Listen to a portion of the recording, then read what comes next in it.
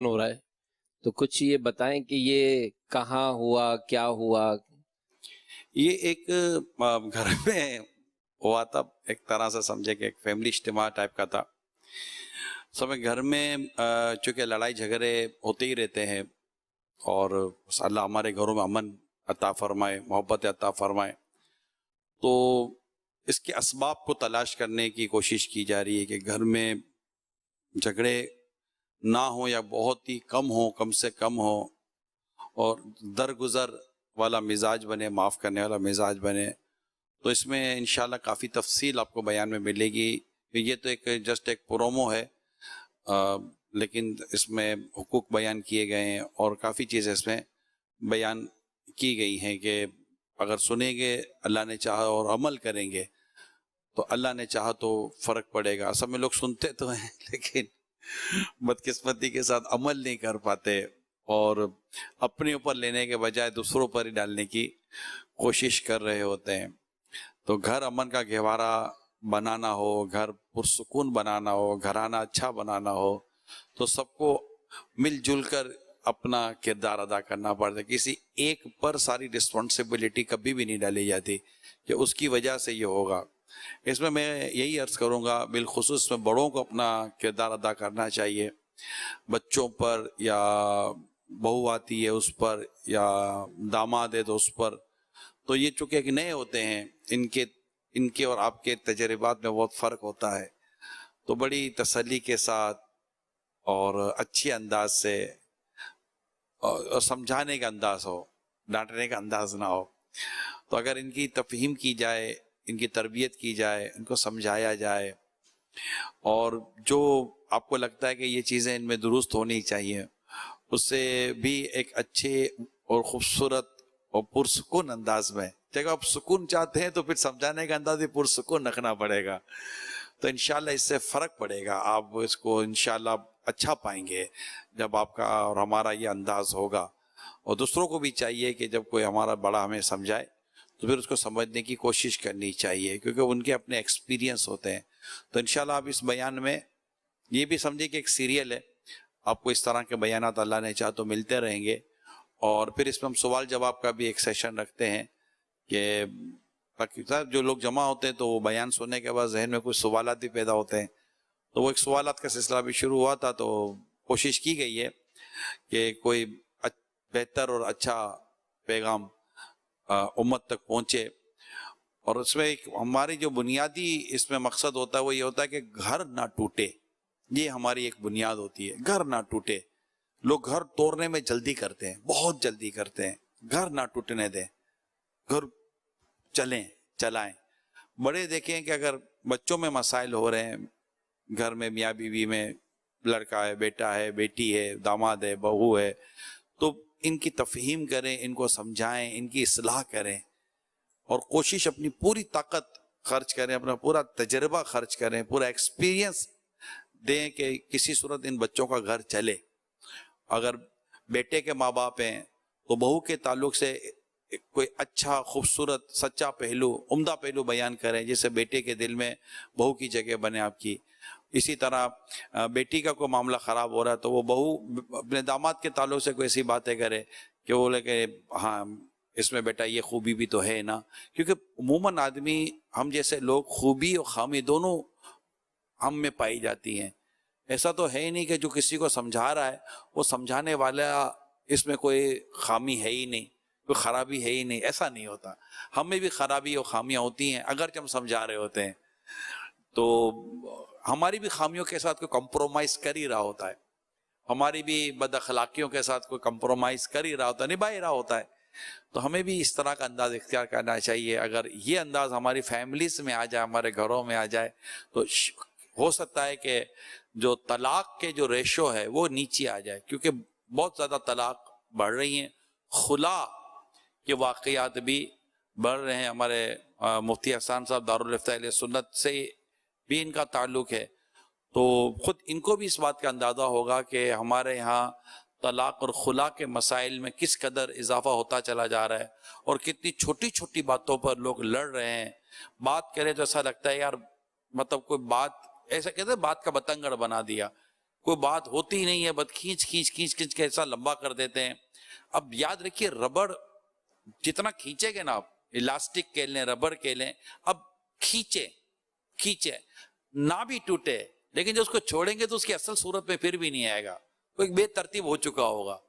یہ آپ کو تجربہ ہوگا، جب ربڑ ہو لاسٹک ہو اس کو کھینچے آپ، کھینچے کھینچے کھینچے چلے ٹوٹا نہیں، لیکن جب آپ اس کو چھوڑیں گے تو یہ اپنی اصل شکل میں نہیں آئے گا، وہ بے ترتیب ہو چکا ہوگا، بڑا بے ڈھنگا سا ہو چکا ہوگا. تو یہ بے ترتیبی اور یہ اس طرح مطلب ہو جاتا ہے. مفتی صاحب کیا کہتے ہیں آپ کو بھی اسی طرح کا مجھے لگتا ہے کہ ایکسپیرینس ہوگا کہ ہمارے ہاں کوئی وجہ ایسی بنتی نہیں ہے جس کی وجہ سے لوگ طلاق اور عورتیں خلا کی طرف آ جاتی ہیں، اور عورتوں میں یہ مسائل شاید بڑھ رہے ہیں کہ وہ خلا فوراً مانگ لیتی ہیں. اس تعلق سے اگر آپ کچھ اسلامی بہنوں کی تفہیم فرمائیں شاید گھر بچ جائیں. دیکھیں اللہ پاک نے طلاق کا جو اختیار دیا وہ مرد کو دیا، بیدہ عقدۃ النکاح، نکاح کی جو گرہ ہے وہ مرد کے ہاتھ میں ہے. اور اس کی بنیادی وجہ علماء نے یہ بیان کی کہ مرد عورت کے مقابلے میں زیادہ برداشت کرنے والا ہوتا ہے، درگزر کرنے والا ہوتا ہے، اس کے اندر تحمل مزاجی عورت کے مقابلے میں زیادہ ہوتی ہے، اور عورت کے اندر جلد بازی، غصے میں جلدی آنا، یہ چیزیں زیادہ ہوتی ہیں. اسی لیے ہم دیکھتے ہیں کہ جو دوسرے معاشرے ہیں یورپ وغیرہ کے اندر، ہمارے یہاں سے طلاق کی شرح بہت زیادہ ہے، اور اس کی وجہ یہ ہے کہ وہاں پر عورتوں کو اختیار دیا گیا ہے کہ وہ جب چاہیں طلاق لے لیں بلکہ طلاق دے دیں.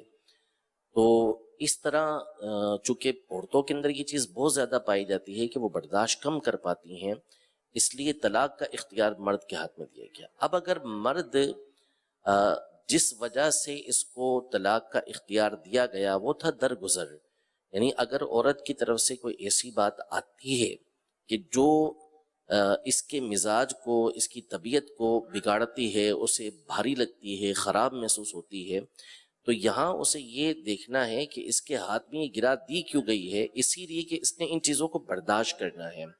یعنی اگر وہ یہ چاہتا ہے کہ اس کی بیوی کی طرف سے کوئی بات اس کے لیے آئے نہ، تو یہ مشکل کام ہے، آئے گی کوئی نہ کوئی ایسی بات، لیکن اسے برداشت کرنا، کیونکہ نبی پاک صلی اللہ علیہ وسلم نے واضح طور پر یہ بات ارشاد فرما دی ہے کہ عورت کو ٹیڑھی پسلی سے پیدا کیا گیا ہے، اگر اس سے فائدہ اٹھانا ہے تو اس کی ٹیڑھے پن سے ہی فائدہ اٹھانا ہوگا، اس کو سیدھا کرو گے تو وہ ٹوٹ جائے گی.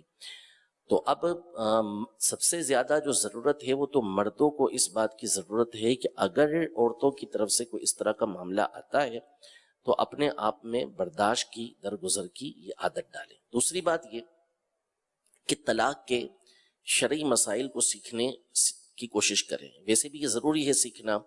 ہوتا یہ ہے کہ بہت زیادہ غصے میں آتے ہیں اور ایک ساتھ 3 طلاقوں کا لفظ جو ہے وہ معاملہ کر دیتے ہیں، جس کی وجہ سے گھرانے تباہ ہو جاتے ہیں اور بعد میں پھر یہ پچھتاتے ہیں، اور پھر طرح طرح کے راستے اور ہیلے تلاش کرنے کی کوشش کرتے ہیں، پچھتائیں گے، روئیں گے، بچوں کو لے کر آئیں گے، لیکن ظاہر ہے کہ وہ ان کے ہاتھ سے معاملہ نکل چکا ہوتا ہے. تو اس لیے مسائل کو سیکھنے کی کوشش کریں. بالفرض اگر ایسا غصہ آ گیا ہے تو اس کا بہترین طریقہ وہی ہے جو ابھی بیان ہوا کہ وہاں سے ہٹ جائیں، یعنی وہاں رکیں نہ اور اپنے آپ کو کسی اور طرف مائل کر دیں، کوئی اور لفظ آپ استعمال کر لیں، کوئی اور بات استعمال کر لیں، لیکن آپ طلاق کے لفظ کو اپنی ڈکشنری میں سے نکال دیں. یعنی غصے کی حالت میں آپ نے طلاق دینی نہیں ہے. طلاق یہ آخری مرحلہ ہوتا ہے. اگر طلاق دینی بھی ہے تو اس کے طریقے کار ہیں کہ کس طرح دینی ہے، اور اس کے لیے آپ جو مفتیان کرام ہوتے ہیں ان سے جا کے رہنمائی لیں. جتنی مرتبہ بھی ہمارے پاس لوگ طلاق دینے سے پہلے آئے ہیں الحمدللہ ان میں اکثریت وہ ہے کہ جن کے گھر محفوظ رہے، اور طلاق دینے کے بعد آتے ہیں تو پھر ظاہر سی بات ہے کہ کسی کے ہاتھ میں کچھ باقی رہتا نہیں ہے، پھر مسائل دوسرے کھڑے ہو جاتے ہیں. اور خواتین کو، اسلامی بہنوں کو یہ بھرپور کوشش کرنی چاہیے کہ وہ شوہر کو غصہ دلائیں نہ، بالخصوص ایسے مواقع کہ جس میں شوہر تھکاوٹ کا، تھکن کا شکار ہوتا ہے. بہت سارے مسائل ہمارے پاس اس وقت آتے ہیں طلاق کے، تو اس میں ایک بڑا پرابلم ہوتا ہے بچوں پر چیخنا چلانا، بالخصوص صبح کے وقت میں. شوہر تھکا ہارا ہے، پریشان ہے، اور اس کی نیند بھی پوری نہیں ہو پائی یا سو رہا ہے وہ، ایسی حالت میں کئی مسائل ہمارے پاس آئے ہیں کہ اس وقت شور شرابے کی وجہ سے، بچوں پر چیخنے کی وجہ سے گھر سارے کے سارے خراب ہو جاتے ہیں.